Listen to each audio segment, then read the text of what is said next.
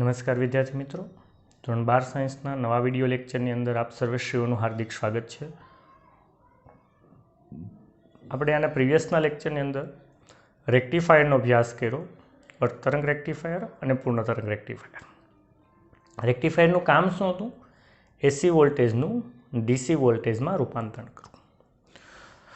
તેમાં આપણે જે પૂર્ણ તરંગ રેક્ટિફાયર જોયો હતો એમાં ટ્રાન્સફોર્મર, સેન્ટર ટેપ ટ્રાન્સફોર્મરનો ઉપયોગ કર્યો હતો.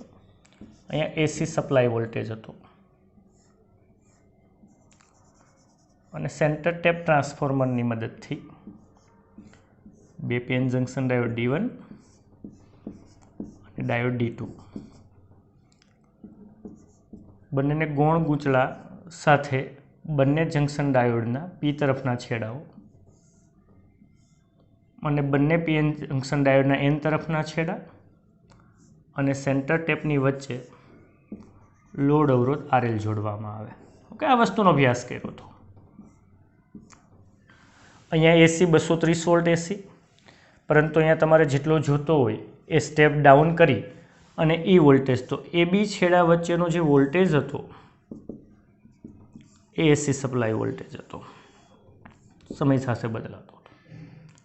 પરંતુ પૂર્ણ તરંગ રેક્ટિફાયરની મદદથી RLના બે છેડા વચ્ચેનો જે વોલ્ટેજ મળતો, આઉટપુટ વોલ્ટેજ, એ કંઈક આવું મળતું. હા, ભણ્યું હતું D1ના કારણે D2ના કારણે D1, એ આપણે પ્રીવિયસના લેક્ચરની અંદર ભણ્યું. કારણ કે પ્રથમ અર્ધચક્ર દરમિયાન D1 forward bias, D2 reverse bias, બીજા અર્ધચક્ર દરમિયાન D1 reverse bias, D2 forward bias, પરંતુ કંઈક આઉટપુટ વોલ્ટેજ આવો મળતો હતો. હકીકતની અંદર તો આવો ડીસી ન હોય ને, કારણ કે ડીસી એટલે સમય સાથે સતત અચળ મૂલ્ય રહેતું, એને ડીસી કહેવાય. હા, આમાં એક તરફનું વોલ્ટેજ મળ્યો, નીચે તરફનું ન મળ્યું, ઉપર તરફનું, પરંતુ અહીંયા જે મળતો ડીસી છે એ શુદ્ધ ડીસી નથી, કારણ કે આના ડીસીની અંદર એસીના ઘટક રહેલ છે, માટે એને પલ્સેટિંગ ડીસી તરીકે ઓળખવામાં આવે છે. શુદ્ધ ડીસી નથી, યાની આ ડીસીને તમે ડાયરેક્ટ વાપરી ન શકો.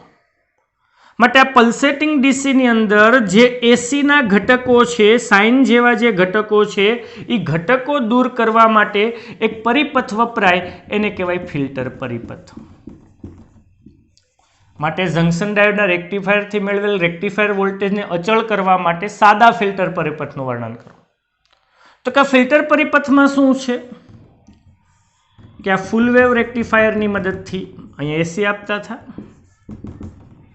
પરંતુ ફૂલ વેવ રેક્ટિફાયરની મદદથી તમને અહીંયા ડીસી મળ્યો. પરંતુ એ ડીસી કેવો હોય? પલ્સેટિંગ ડીસી હોય, યાની કે અહીંયા તમે એસી આ રીતે આપતા હતા તો તમને અહીંયા જે ડીસી મળતો હતો એ કંઈક આવો મળતો હતો. પરંતુ આ ડીસીને સીધે સીધું ન વાપરી શકાય, એના માટે ફિલ્ટર પરિપથનો ઉપયોગ થાય, અને સાદા ફિલ્ટર પરિપથમાં ક્યાંક તો કેપેસિટર વપરાય. અને કેપેસિટર જો વાપરતા હોય તો કેપેસિટરને લોડ અવરોધ RL, તો અહીંયા લોડ અવરોધ, હા, કારણ કે જે વોલ્ટેજનો જ્યાં ઉપયોગ કરવો છે ત્યાં તેને લોડ અવરોધ લેવામાં આવે, તો લોડ અવરોધ RLના બે છેડા વચ્ચે સમાંતરમાં કેપેસિટર જોડવામાં આવે. આ કેપેસિટરનું કેપેસિટિવ રિએક્ટન્સ આપણે ખબર છે 1/ωc, યાની 1/2πfc. યાની કેપેસિટરનું મૂલ્ય ખૂબ જ વધારે લેવામાં આવે કે જેથી કેપેસિટિવ રિએક્ટન્સ 0 થાય, જેના કારણે આ પલ્સેટિંગ ડીસી જ્યારે પસાર થાય ત્યારે એના જે એસીના જે ઘટકો છે એ ગ્રાઉન્ડ થઈ જાય. યાની કેપેસિટરનું કામ શું? તો કે કેપેસિટર કરે શું? એ એસીને પસાર થવા દે, ડીસીને પસાર થવા દે નહીં. તો આમાં જે એસીના ઘટકો છે એ કેપેસિટર્સનું મૂલ્ય ઊંચું લઈએ, કેપેસિટિવ રિએક્ટન્સ 0 થાય, એટલે મોટા ભાગના એસીના ઘટકો એમાંથી પસાર થઈ જાય. તો અહીંયા વધે કોણ? તો કે માત્ર ને માત્ર ડીસીના ઘટકો, જેથી RLના બે છેડા વચ્ચે તમે શુદ્ધ ડીસી લઈ શકો. હા, આ તો તમે કેપેસિટરનો ઉપયોગ કરીને ફિલ્ટર પરિપથ તૈયાર કર્યો. તમે ઇન્ડક્ટરનો ઉપયોગ કરી શકો. ઇન્ડક્ટરની અંદર ફૂલ વેવ રેક્ટિફાયરની અંદર અહીં એસી સપ્લાય વોલ્ટેજ આપવામાં આવે, અહીંયા તમને ડીસી મળે પણ શુદ્ધ ડીસી નથી. તો શુદ્ધ ડીસી જોતો હોય તો ફિલ્ટર પરિપથ, અને ફિલ્ટર પરિપથમાં જો તમે ઇન્ડક્ટરનો ઉપયોગ કરતા હોય તો લોડ અવરોધ RL સાથે ઇન્ડક્ટરને શ્રેણીમાં જોડવામાં આવે. અને ઇન્ડક્ટિવ રિએક્ટન્સ શું થાય? 2πfl થાય. અને ઇન્ડક્ટન્સનું મૂલ્ય ખૂબ જ ઓછું, લગભગ 0 લઈ લઉં તો XL 0. યાની કે અહીંયા આમાંથી એસીના ઘટકો ઇન્ડક્ટર પસાર થવા દે નહીં, એ માત્ર ડીસીને જ પસાર થવા દે અને આરએલના બે છેડા વચ્ચે તમે ડીસી લઈ શકો, શુદ્ધ ડીસી લઈ શકો. યાની કે ફિલ્ટર પરિપથનું કામ શું કે રેક્ટિફાયરથી જે ડીસી મળે છે એ શુદ્ધ ડીસી નથી, પલ્સેટિંગ ડીસી છે, એમાં એસીના ઘટક છે, સાઇન જેવા ઘટક છે. તો આ એસીના ઘટકોને દૂર કરવા માટે ફિલ્ટર પરિપથનો ક્યાંક તો કેપેસિટરનો, જો કેપેસિટરનો ઉપયોગ કરો તો આરએલ સાથે સમાંતરમાં, અને ક્યાંક તો ઇન્ડક્ટરનો, અને જો ઇન્ડક્ટરનો ઉપયોગ કરો તો એને શ્રેણીમાં જોડવામાં આવે છે. તો આ નોટ ડાઉન કરી નાખજો.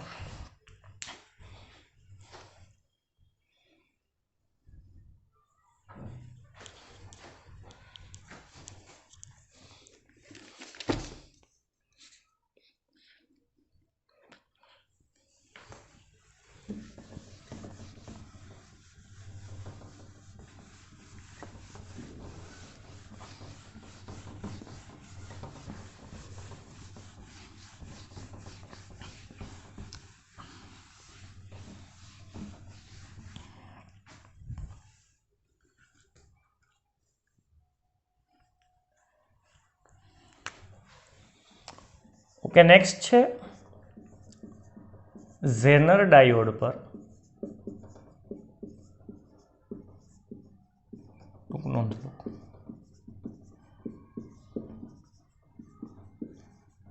તો કે એક વિશિષ્ટ પ્રકારનો ડાયોડ છે ઝેનર ડાયોડ, જેની શોધ શ્રી ઝેનર નામના વૈજ્ઞાનિકે કરી હતી. એના નામને યાદમાં એને ઝેનર ડાયોડ કહેવાય. હા, પીએન જંકશન ડાયોડ આપણે ભણ્યા હતા ને, આ પીએન જંકશન ડાયોડ હતો. પણ ઝેનર ડાયોડની સંજ્ઞા પીએન જંકશન ડાયોડ જેવી જ, પરંતુ એન તરફનું જે રેક છે કેથોડ તરફનો છેડો એ આ રીતે ઝેડ આકારે હોય એટલે એને ઝેનર ડાયોડ કહેવાય. જો કે ઝેનર ડાયોડ તૈયાર પીએન જંકશન ડાયોડમાંથી જ થાય. यानी कि जो पीएन जंक्शन डायोड અને આ ઝેનર ડાયોડ રિવર્સ બાયસ સ્થિતિમાં જ કાર્યરત હોય, અને એને રિવર્સ બાયસ આપો તો જ કામનો. અને ઝેનર ડાયોડ તૈયાર કરવા માટે પીએન જંક્શન ડાયોડની અંદર અશુદ્ધિનું પ્રમાણ વધારે નાખવા. જોજો ફરીથી, ઝેનર ડાયોડની શોધ સી ઝેનર નામના વૈજ્ઞાનિકે કરી હતી, માટેના નામની યાદમાં એને ઝેનર ડાયોડ તરીકે ઓળખવામાં આવે. એની સંજ્ઞા કંઈક આવી છે.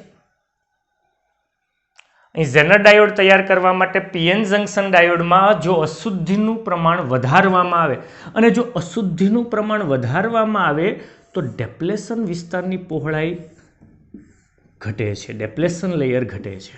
ડેપ્લેશન વિસ્તારની પહોળાઈમાં શું થાય છે? ઘટાડો થાય છે. કારણ કે જો અશુદ્ધિનું પ્રમાણ વધારે તો આમાં હોલ્સ વધે, આમાં ઇલેક્ટ્રોન્સ વધે, જેના કારણે જે ડેપ્લેશન લેયર છે, ડેપ્લેશન વિસ્તારની પહોળાઈ છે, એમાં ઘટાડો થાય, 10⁻6 મીટરના ક્રમની થાય. આનાથી થાય શું કે ઓછા રિવર્સ બાયસ વોલ્ટેજે, યાની 5 જેટલા જ રિવર્સ બાયસ વોલ્ટેજે એની વચ્ચેના વિસ્તારમાં ઊંચું વિદ્યુત ક્ષેત્ર. યાદ કરો, વિદ્યુત સ્થિતિમાન એટલે E/D થાય, અને વિદ્યુત ક્ષેત્રની તીવ્રતા E = V/D થાય, 5 વોલ્ટ, અને ડેપ્લેશન વિસ્તારની પહોળાઈ -6, તો 5 × 10⁶ વોલ્ટ પ્રતિ મીટરના ક્રમનું.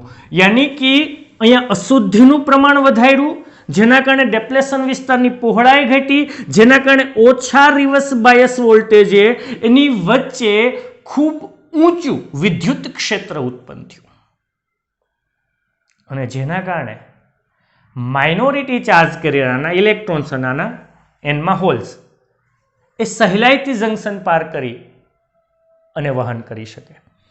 યાની કે જો ઝેનર ડાયોડની લાક્ષણિકતા દોરું તો ફોરવર્ડ બાયસ લાક્ષણિકતા પીએન જંક્શન ડાયોડ જેવી, પરંતુ રિવર્સ બાયસ લાક્ષણિકતામાં શું થાય કે જો રિવર્સ બાયસ વોલ્ટેજ વધારવામાં આવે તો શરૂઆતમાં વિદ્યુત પ્રવાહમાં કંઈ ફેરફાર થતો નહોતો, પરંતુ રિવર્સ બ્રેકડાઉન વોલ્ટેજે વિદ્યુત પ્રવાહ એકાએક ખૂબ જ મોટો વધારો, હા પીએન જંક્શન ડાયોડમાં વધારો થતો હતો, પણ એમાં આલેખ છે એ કંઈ એટલો બધો શાર્પ નહોતો, તીક્ષ્ણ નહોતો. આમાં તો એટલો બધો તીક્ષ્ણ કે સહેજ અહીંયા દાખલા તરીકે 0.8 વોલ્ટ હોય ત્યારે વિદ્યુત પ્રવાહ લગભગ 0, પણ જેવો 0.8 થાય એટલે વિદ્યુત પ્રવાહ સીધો વધી જાય.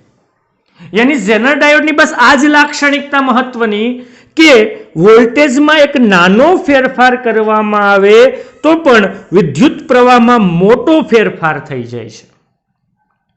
માટે જ એનો ઉપયોગ વોલ્ટેજ રેગ્યુલેટર તરીકે કરવામાં આવે. તો કે વોલ્ટેજ રેગ્યુલેટર તરીકે કોનો ઉપયોગ કરવામાં આવે છે?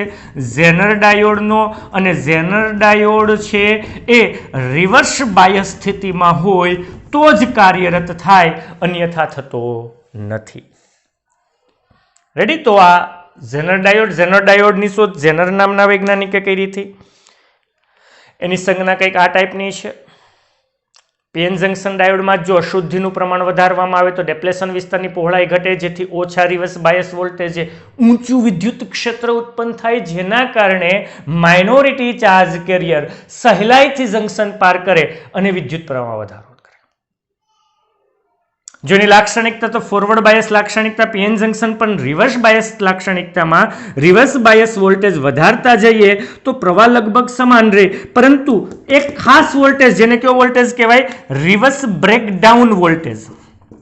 અને reverse bias voltage reverse breakdown voltage જેટલો થાય ત્યારે વિદ્યુત પ્રવાહ એકાએક વધી જાય. આ તીક્ષ્ણ, ખૂબ જ તીક્ષ્ણ મળે. યાની કે વિદ્યુત પ્રવાહમાં મોટો ફેરફાર થયો પણ વોલ્ટેજ લગભગ સરખો રહ્યો, અમે કહી શકું ને. અને આના લીધે એનો ઉપયોગ વોલ્ટેજ રેગ્યુલેટર તરીકે કરવામાં આવે છે. આ નોટ ડાઉન કરી નાખો. ઓકે, હવે છે ઝેનર ડાયોડનું વોલ્ટેજ રેગ્યુલેટર કે વોલ્ટેજ નિયામક તરીકે. તો કે આપણે જોયું કે કોઈ પણ ઇલેક્ટ્રોનિક્સ વસ્તુ ડીસી ઉપર કાર્યરત હોય છે. જ્યારે આપણા ઘરમાં આવતી વીજળી એસી હોય, પરંતુ એસીનું ડીસીમાં રૂપાંતરણ કરવા માટે આપણે રેક્ટિફાયરનો ઉપયોગ કરીએ. રેક્ટિફાયરથી મળતો ડીસી શુદ્ધ ડીસી નથી, પલ્સેટિંગ ડીસી છે, આપણે જોયું હમણાં. પછી આપણે ફિલ્ટર પરિપથનો ઉપયોગ કર્યો અને શુદ્ધ ડીસીમાં રૂપાંતરણ કર્યું. યાની કે અહીંયા આપણા ઘરની અંદર જે વીજળી હતી 230 વોલ્ટ એસી, 50 હર્ટ્ઝની ફ્રીક્વન્સી મળી, એ આપણે ટ્રાન્સફોર્મરની મદદથી એ એસીમાં ઘટાડો કર્યો. ટ્રાન્સફોર્મરનું કામ શું? એસીનું એસીમાં, પરંતુ હાઈ વોલ્ટેજનું લો કે લોનું હાઈ. સ્ટેપ ડાઉન હોય તો હાઈ વોલ્ટેજ એસીનો લો વોલ્ટેજ એસીનો.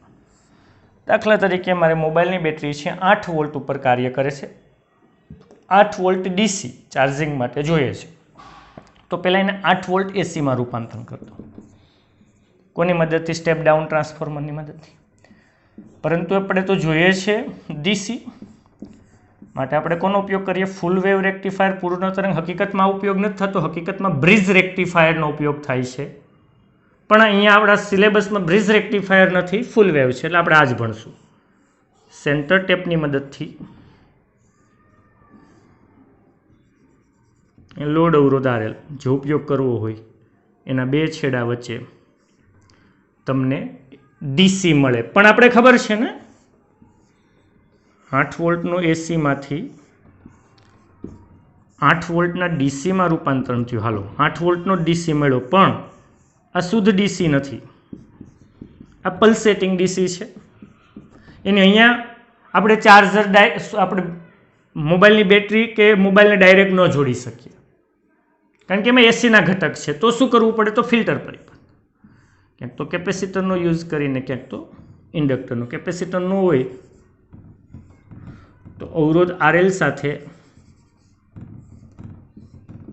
એને સમાંતરમાં જોડીએ કે જેથી આ એસીના ઘટકો આમાંથી ગ્રાઉન્ડ થઈ જાય અને આ બે છેડા વચ્ચે આપણે ડીસી મળે, શુદ્ધ ડીસી મળે. હાલો, યાની કે 8 વોલ્ટનો ડીસી મળી ગયો. પણ પ્રશ્ન એ આવે કે કોઈક રીતે સબસ્ટેશનમાં કે કોઈ વાયરમાં શોર્ટ સર્કિટ થાય કે અચાનક આનો વોલ્ટેજ વધી જાય, હાલો 500 વોલ્ટ થઈ ગયો, તો અહીંયા પણ 50 વોલ્ટ થઈ જાય, કારણ કે હા આના જેટલો નહીં પણ ઘટે ખરો, પરંતુ અહીંયા 500 હતો એટલે આ ડાયરેક્ટ વધી જશે ને. यानी અહીંયા તમને 50 વોલ્ટનો ડીસી આવશે અને 50 વોલ્ટનો ડીસી આવ્યો તો તમારી બેટરી ફાટી જાય મોબાઈલની. यानी कोईक रीते जो अहींया वोल्टेजमां वधारो के घटाडो थाय तो अहींया पण वोल्टेजमां वधारो घटाडो थाय. यानी कि अहींया जे डीसी मळे छे ए रेग्युलेटेड नथी, अनरेग्युलेटेड छे. जोजो अनरेग्युलेटेड डीसी छे. यानी तमारे त्या रेग्युलेटेड डीसी में रूपांतरण करवू होय तो त्या तमारे ज़ेनर डायोडनो वोल्टेज रेग्युलेटर के वोल्टेज नियामक तरीके उपयोग करवो पड़े. यानी कि हवे अहींया अवरोध RS साथे ज़ेनर डायोड जोड़वामां आवे.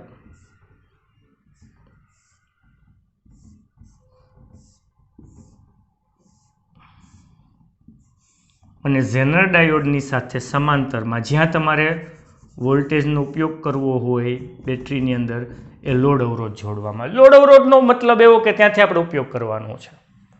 અને હા, ઝેનર ડાયોડ હંમેશા રિવર્સ બાયસ સ્થિતિમાં રાખવાનો. યાની કે જો અહીંયા વોલ્ટેજમાં વધારો થયો તો અહીંયા આના બે છેડા વચ્ચે વોલ્ટેજમાં વધારો થાય. યાની અહીંયા વિદ્યુત પ્રવાહમાં વધારો થાય. यानी आरएस मांथी पसार थतो विद्युत प्रवाह वधे अने ज़ेनर डायोड मांथी पण पसार थतो विद्युत प्रवाह वधे. पण ज़ेनर डायोडनी लाक्षणिकता आपणे जोई के प्रवाहमां मोटो फेरफार थाय तो पण एनो वोल्टेज छे ए अचल रहे, लगभग अचल रहे. यानी जे वोल्ट तमारे जोतो होय एनो ज़ेनर डायोड वापरो के जेथी आरएल तमने एनो एज मळे. यानी के अहींया गमे एटलो वधारो के घटाडो थाय અને સમાંતર કોઈ વોલ્ટેજમાં ફેરફાર ન થાય, યાની અહીંયા રેગ્યુલેટેડ જ વોલ્ટેજ મળે. તો આવું કઈ રીતે શક્ય છે?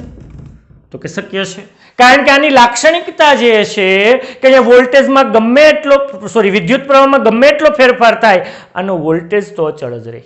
કારણ કે વિદ્યુત પ્રવાહમાં મોટો ફેરફાર થયો તો પણ વોલ્ટેજ કેવો રહે? લગભગ અચળ જ રહે. યાની કે અહીંયા વોલ્ટેજ વધ્યો, વિદ્યુત પ્રવાહ વધ્યો તો જે વધારાનો વિદ્યુત પ્રવાહ છે એમાં આરએસના બે છેડા વચ્ચે વોલ્ટેજનો તફાવત વધી જાય જેથી અહીંયા કંઈ ફેર પડશે નહીં. અને જો વિદ્યુત પ્રવાહ ઘટી ગયો તો આના બે છેડા વચ્ચે વોલ્ટેજનો તફાવત ઘટી જાય, અહીંયા કંઈ ફરક પડશે નહીં. માટે આરએલના બે છેડા વચ્ચે વોલ્ટેજ અચળ જ મળે જેને રેગ્યુલેટેડ વોલ્ટેજ કહેવાય. અને વોલ્ટેજ રેગ્યુલેટર કે વોલ્ટેજ નિયામક તરીકે કોનો ઉપયોગ થાય છે? ઝેનર ડાયોડનો ઉપયોગ થાય છે. ઓકે, સમજી ગયા? नोट डाउन करी नाखजो.